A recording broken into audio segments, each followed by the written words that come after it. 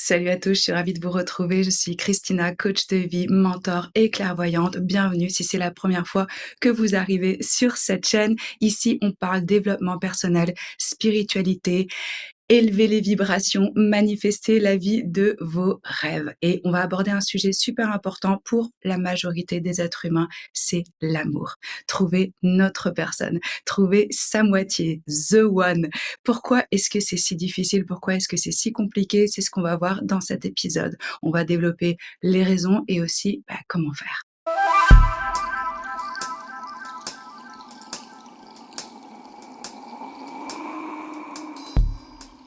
Avec cette vidéo, j'espère vraiment pouvoir vous apporter une perspective, un éclairage différent sur la question. La première chose, c'est qu'on est clairement conditionné à croire que trouver quelqu'un, ça va nous compléter et c'est le but ultime de notre existence. C'est la réalisation, une forme d'accomplissement. On est aussi conditionné à croire que cette personne spéciale, unique, cachée quelque part, qu'on doit trouver dans une meute de foin, elle va pouvoir combler nos vides, nos manques, nos besoins. Et qu'est-ce que ça crée, cette croyance? Honnêtement, ça glorifie la codépendance et ça peut nous conduire à des relations toxiques dans la plupart des cas.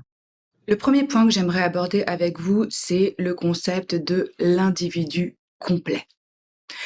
On est en tant qu'individu complet, avec nos propres rêves, nos propres passions, nos propres capacités. On n'est pas des moitiés à la recherche d'une autre moitié pour pouvoir enfin se sentir complet, vu, compris, aimé, soutenu.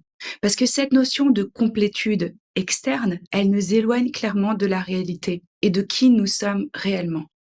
Il faut comprendre qu'en tant qu'être humain, on est tous avec ce sentiment de séparation. Ça commence réellement à la naissance. Quand on sort du corps de notre mère, il y a séparation. Et pourquoi on ressent tous cette espèce de manque et cette aspiration à retrouver l'union? C'est parce qu'on est séparé de la source, du divin, de Dieu. On rentre dans une incarnation physique, on est séparé donc déjà de ça physiquement puisqu'on est dans l'illusion de la séparation. Sur le plan énergétique, si vous parlez le même langage que moi et que vous me comprenez, on est tous un. Ça a été même prouvé par la science que absolument tout est énergie. Donc le fait de se retrouver dans notre propre corps, séparé, il y a ce sentiment de manque ou de séparation. Et tout le monde, absolument tout le monde, y fait face. Et donc, on rentre dans cette illusion parce que, comme je vous disais, il y a un conditionnement au niveau de la société qui nous fait croire que l'accomplissement, c'est l'union avec une autre personne et que là, enfin, on va ressentir une forme d'apaisement, de paix, de joie ou de bonheur. Hein. Donc ça, c'est la première chose où je voudrais qu'on vraiment, on se rende compte que en tant qu'individu, on est complet. Il n'y a pas quelqu'un qui va nous compléter. On est des êtres interdépendants. Le partage est extrêmement important. Mais retrouver cette union à l'intérieur de soi, c'est le premier pas vers une forme de joie, de paix, de vraiment ressentir, je fais un avec moi-même, avec la vie, avec le divin, et je me réapproprie ces parties que je crois être perdues. Comprenez bien qu'il faut qu'il y ait séparation, division, pour qu'on puisse retrouver l'union. Et ça fait partie de notre évolution spirituelle, de notre croissance, de notre élévation de conscience. Quand on vit avec cette croyance qu'il y a quelque part quelqu'un qui est notre moitié, on fait face à une forme de trahison personnelle. Les relations basées sur la croyance que quelqu'un d'autre peut nous compléter sont en réalité une forme de trahison personnelle.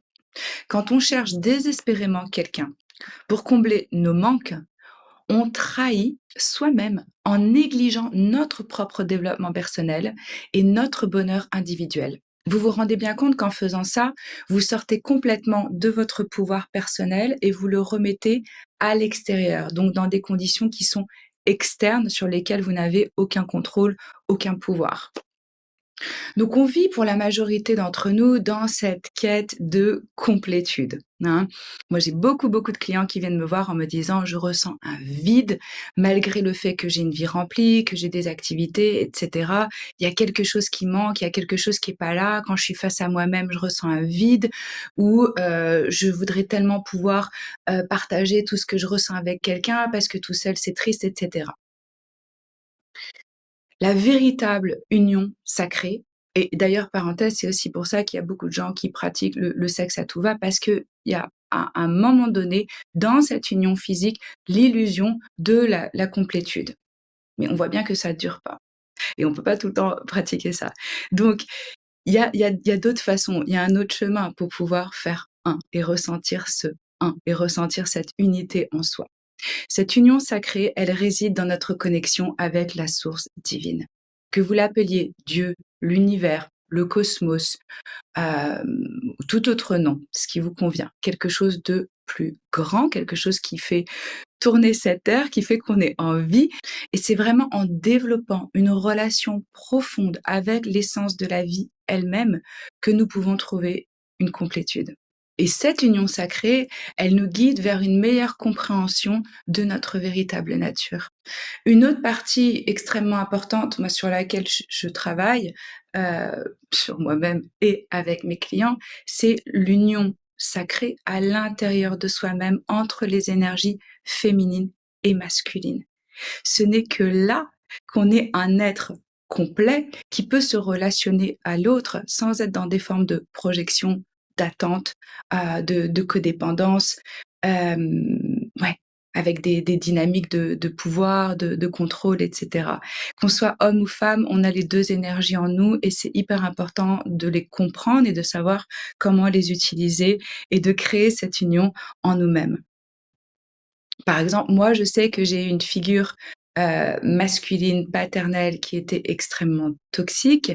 J'ai moi-même développé une énergie masculine très forte dans ma vie. Donc mon féminin se sentait en danger d'une certaine façon et cette image du masculin, de cette énergie masculine n'était pas saine, n'était pas stable, ne savait pas poser des limites, la structure pour pouvoir protéger le féminin qui se sentirait en confiance pour être dans une forme de vulnérabilité, de lâcher prise, de réceptivité. Donc quand on a ces déséquilibres en soi, entre ces énergies, c'est difficile de pouvoir aussi attirer un partenaire qui va être en harmonie avec ça parce que on va être attiré par les choses qu'on n'a pas, les choses qu'on aspire et la majorité d'entre nous, ce qu'on fait, ce qu'on cherche chez l'autre de façon inconsciente, c'est ce qu'on n'a pas reçu en tant qu'enfant par nos parents. Sauf qu'à l'âge adulte, c'est pas la responsabilité d'une autre personne d'être notre père ou notre mère et de répondre à nos besoins, de nous rassurer sur nos peurs, et cetera. Là, on est dans des rapports qui sont, oui, où ça manque de maturité émotionnelle et de sens de la responsabilité, hein, et ça crée de la codépendance et on se retrouve dans des dynamiques avec des personnes qui fuient, des personnes qui courent après, des personnes qui abusent et cetera. Donc moi, quand j'ai guéri ma relation avec, le divin masculin, j'ai pu commencer à établir des limites qui soient saines pour moi et pour les autres et donc mon féminin, il a pu exister, se détendre, se relâcher et avoir confiance et savoir que j'étais là pour me protéger et prendre soin de moi. Que c'était pas le rôle de quelqu'un d'autre et que j'avais pas besoin non plus de porter cette armure, d'être tout le temps en mode warrior guerrière, pour défendre, que ça c'était en réaction à. Parce que quand on est une femme et quand on est dans une énergie, très masculine, on va pas pouvoir attirer un homme qui va nous protéger, qui va prendre soin de nous et qui va pouvoir prendre sa place et exister, tout simplement. On va se retrouver à attirer des hommes qui sont passifs, qui prennent pas des décisions, qui ne s'engagent pas, qui sont pas disponibles émotionnellement, enfin toute une ribambelle de choses qui est pas hyper fun. Donc c'est super important de créer cette harmonie en soi et de devenir nos propres parents et de s'apporter ce dont on a besoin. Je suis pas en train de vous dire que, quand on est dans un partenariat, dans une union, l'autre peut pas répondre, à certains de nos besoins, mais moi je préférais les qualifier les besoins, je pense pas. Je pense que c'est plutôt en termes de désir, de vision. Bon ça, on va en parler après dans la vidéo, dans une autre partie. Mais, hem, une relation qui est basée sur des besoins, elle va pas être saine. Vous avez pas envie d'avoir besoin de l'autre, vous avez envie d'avoir envie. Vous avez envie que ce soit basé sur un désir. Le besoin, c'est une illusion. Aujourd'hui, on n'a plus 4 ans, on peut subvenir à nos propres besoins. Moi, je me souviens que quand j'avais, 20 ans, quand on est très jeune, on est totalement passionné et on a l'impression quand notre première histoire d'amour, elle se termine, qu'on va pas survivre sans l'autre, qu'on nous arrache une partie de notre corps. Ça, c'est totalement de la codépendance et mettez-vous aussi à la place de l'autre personne. Qui souhaite être dans une union où l'autre ne va pas survivre sans nous? Un autre point qui me semble important d'être abordé de nos jours, c'est les attentes irréalistes qu'on a au sujet d'un partenaire. De nos jours, on attend que notre copain ou notre copine soit absolument tout pour nous. Tu dois être mon amant, mon ami, mon amour, mon père, mon tout. C'est pas possible. On peut pas attendre tout ça d'une personne. Cette quête de l'âme sœur qu'on a aujourd'hui, c'est la première fois dans les temps de l'histoire que ça se passe de cette façon-là et qu'on a une liberté totale de choix et au final, ça devient très, très compliqué parce qu'avant les relations, elles étaient basées sur des contrats, sur des accords, sur des choses qui faisaient avancer les richesses de certaines familles. C'était déterminé. On n'avait pas du tout autant de choix. Aujourd'hui, on a le choix et en plus de ça, c'est pas j'ai un choix délibéré parce que je suis bien avec moi-même, je suis complet. Non, c'est j'ai le choix, mais je veux qu'une personne remplisse absolument toutes les cases, que cette personne soit tout pour moi et qu'en plus ce soit toujours de la passion. Donc vraiment de nos jours, on place une pression excessive sur une personne en ayant une attente irréaliste quant à ses capacités à nous rendre complets. Et c'est pas juste pour l'autre et c'est néfaste. Chaque individu est absolument unique avec ses propres forces, ses faiblesses, son parcours de vie. Personne ne peut être tenu responsable de notre bonheur et de notre complétude personnelle à notre place. Il est temps aujourd'hui qu'on se responsabilise pour comment on reçoit les choses, comment est-ce qu'on les comprend, qu'est-ce qu'on apporte dans la relation, qu'est-ce qu'on crée. J'ai aussi des clients qui me disent: «Oui, mais franchement, je trouve que mon mec, il est pas très divertissant, il est pas très drôle, il est pas très créatif» et je leur demande: «Mais qu'est-ce que vous faites dans la relation pour pouvoir créer cette dynamique? Ou est-ce que vous êtes en attente passive que l'autre vous apporte ce dont vous avez besoin?» On est responsable de ce qu'on crée, de ce qu'on vit. C'est pas à l'autre de répondre à nos attentes, à nos besoins, à nos manques. Si c'est ce qu'on souhaite dans une relation, créons cette dynamique. Je sais pas, si vous avez remarqué aussi combien on attend d'être dans un certain contexte avec certaines personnes qui nous comprennent, qui sont sur la même longueur d'onde que nous pour s'autoriser à être nous-mêmes. Ça aussi, je pense que c'est très important qu'on en prenne conscience. On doit arriver au stade où on est nous, indépendamment du contexte. Ce n'est pas aux autres, à l'environnement, de nous donner l'autorisation d'exister, d'exprimer des points de vue, d'avoir une prise de position. Si on trouve que les conversations sont chiantes, qu'on s'ennuie, bah, on est responsable de ça aussi. Amenons des nouveaux sujets, amenons des conversations qui nous passionnent. N'attendons pas, de trouver quelque part certaines personnes qui vont nous donner la possibilité je prends le sujet par exemple de la spiritualité. J'ai pas mal de personnes qui me disent: «C'est difficile, j'ai pas un environnement, un entourage avec lequel je peux parler de ces choses-là». Moi je vous dis: «Parlez-en» et vous allez en parler et vous allez naturellement attirer des personnes qui sont là-dedans et aussi vous allez probablement être très surpris des conversations que vous pouvez avoir, des différents points de vue. C'est pas parce que des personnes, elles sont pas d'accord avec nous qu'on peut pas parler de ce qui nous passionne et pouvoir échanger et c'est là où c'est vraiment important d'incarner la relation qu'on on voudrait avoir. Donc il faut quand même, Essayer de porter un point de vue réaliste et objectif par rapport aux attentes qu'on a, d'une personne. Alors quelle est la clé? Quelle est la solution? Comment faire? La guérison et l'épanouissement, les amis, passent par notre propre guérison intérieure. Il y a pas d'autre secret.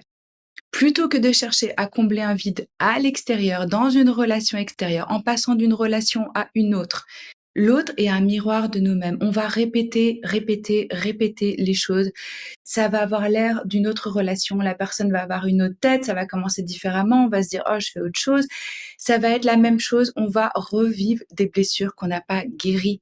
On ne peut pas chercher à l'extérieur cette guérison. Évidemment que c'est important de se relationner pour justement avoir ce miroir, pour avoir ces compréhensions, mais nous devons d'abord créer cette union en nous-mêmes.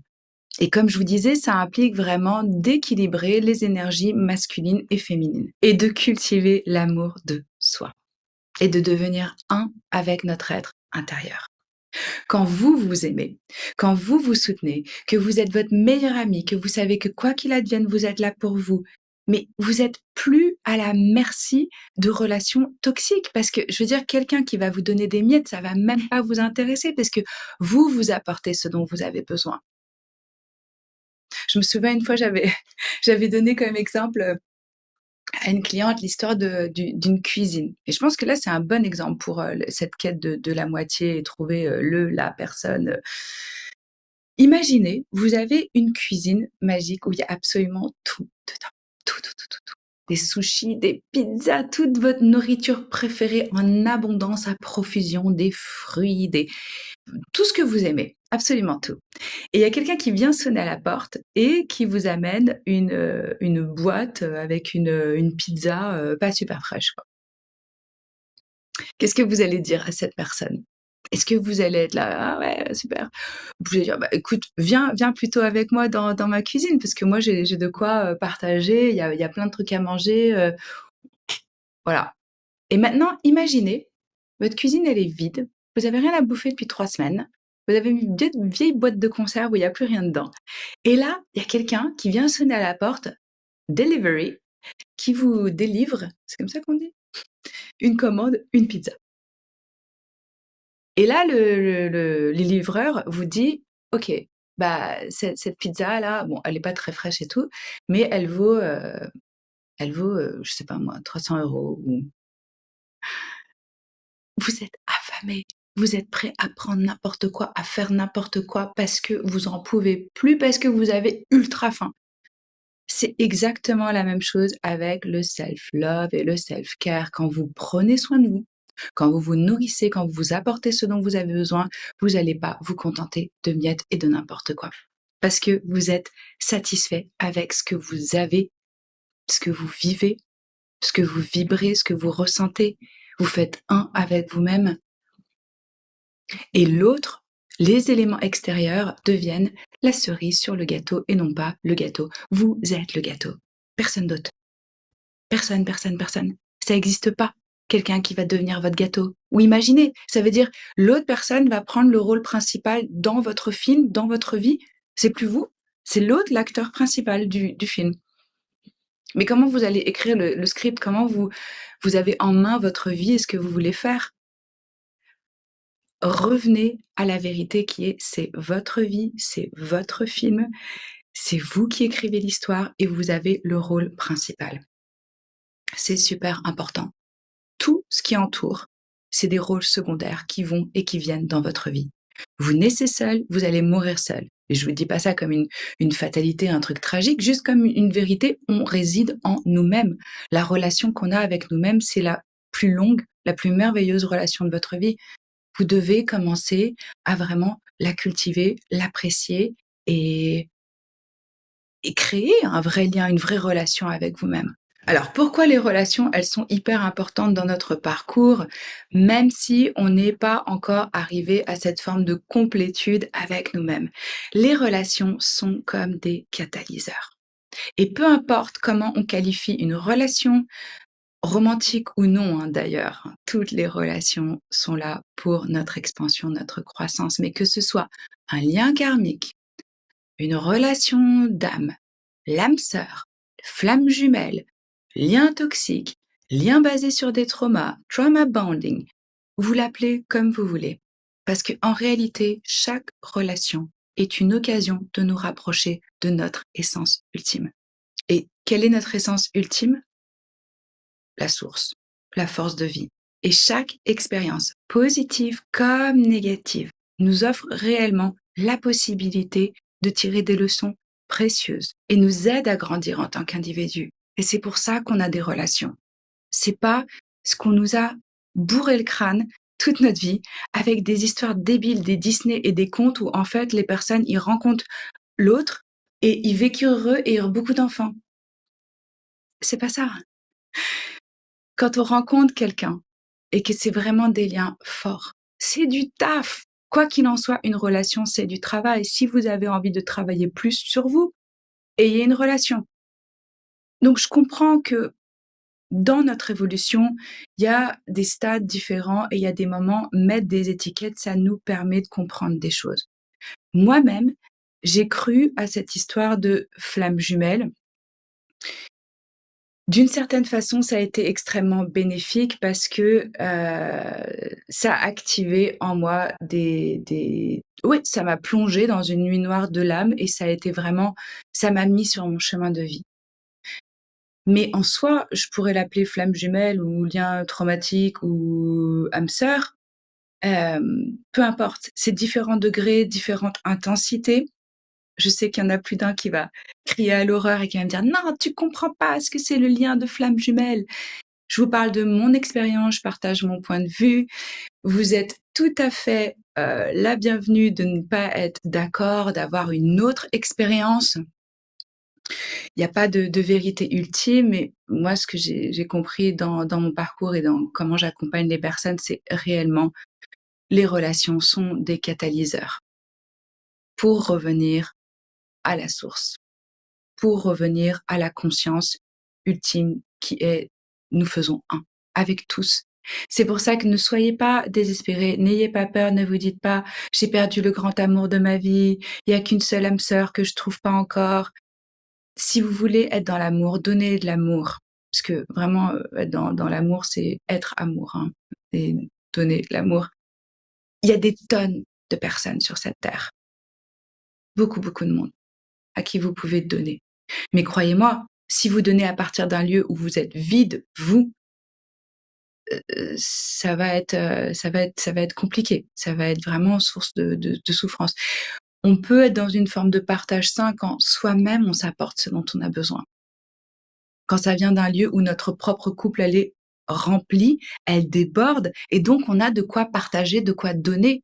Le problème, c'est que de façon inconsciente, la majorité d'entre nous, on donne pour pouvoir enfin être aimé, accepté, reconnu, valorisé, toutes ces choses-là. Donc moi, je pense que n'importe quel lien qu'on l'appelle, voilà, flamme jumelle, âme sœur, lien karmique, toutes ces relations nous font grandir. Et comme je vous disais, même les relations qui ne sont pas d'ordre romantique, sauf que là, c'est beaucoup plus fort. C'est comme les liens familiaux, ça vient vraiment activer, des choses profondes. Donc il est absolument clair aujourd'hui pour moi que la clé pour une union épanouissante réside dans la guérison personnelle. Plutôt que de chercher désespérément à l'extérieur à combler un vide par une relation, créons d'abord cette union en nous-mêmes.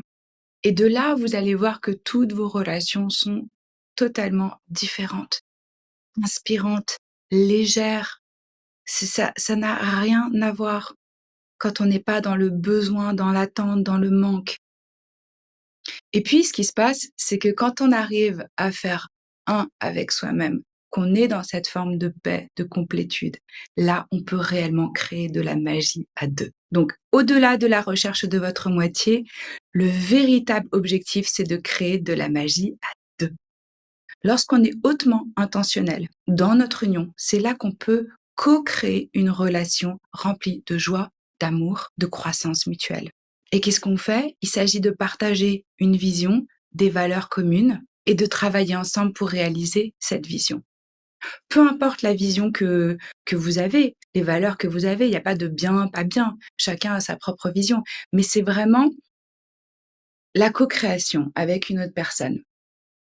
C'est 2 individus indépendants qui créent une troisième entité qui est le couple et non pas la fusion. Il y a une moitié de moi quelque part qui est perdue que je dois retrouver. Cette intention dont je vous parle, c'est important de ne pas la confondre justement avec de l'attachement. Il ne s'agit pas de s'accrocher à l'autre personne ou de dépendre de sa présence pour notre bonheur. Au contraire, il s'agit de cultiver une intention solide dans notre relation, tout en restant détaché des attentes et des résultats. C'est comme ça qu'on peut réellement évoluer ensemble, dans un espace de liberté, de croissance, de respect et ouais, dans la vision, dans l'inspiration et dans la magie. Donc chaque relation, romantique ou non, et quelle que soit l'étiquette que vous lui mettez, a le potentiel de vous rapprocher de votre essence la plus profonde. C'est un chemin qui amène à l'union avec soi. Et la guérison personnelle et l'union avec soi-même et avec le divin, c'est la clé pour des relations épanouissantes. On n'oublie pas qu'on est des êtres complets et que notre bonheur, notre épanouissement ne dépend pas d'une personne extérieure, mais plutôt de la relation qu'on entretient avec soi-même. Alors maintenant, j'aimerais vous poser une question. Sans votre nom, votre job, votre famille, vos amis, vos biens, qui êtes-vous réellement? Prenez un moment pour réfléchir et partagez vos réponses dans les commentaires ci-dessous. Moi, je suis impatiente de lire vos réflexions, de savoir comment a résonné cette vidéo avec vous et de pouvoir poursuivre cette conversation enrichissante. Merci à vous d'avoir passé ce moment avec moi, d'avoir regardé cette vidéo. Likez si ça vous a apporté quelque chose, éclairé, partagez, abonnez-vous à la chaîne si ce n'est pas encore fait. Et vous pouvez bien sûr booker une séance avec moi de coaching ou de guidance de tarot. Vous trouvez toutes les infos dans la boîte de description ci-dessous. Profitez-en pour télécharger mon guide gratuit, un Self-Love Challenge sur 30 jours. Voilà, ça va vous amener dans la direction dont on a parlé, de vraiment faire un avec soi et de prendre soin de soi. Je vous embrasse fort et je vous retrouve la semaine prochaine. Ciao.